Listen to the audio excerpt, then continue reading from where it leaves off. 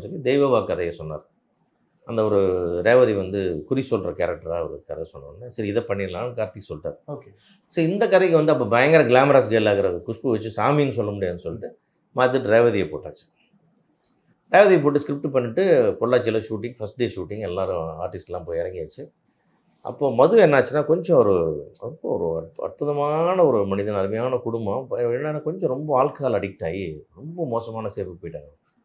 பகலில் பிரமாதமாக பேசிகிட்டு இருப்பார், கதையெல்லாம் உற்சாகமாக சொல்லுவார், எல்லாம் சொல்லுவார். திருப்பி நைட்டு போட்டார்னா எவ்வளோ குடிக்கிறதா தெரியாமல் பண்ணுறோம். சரி ஒருடைய போயிடலாம், ஷூட்டிங் போயிடலான்னு போயாச்சு.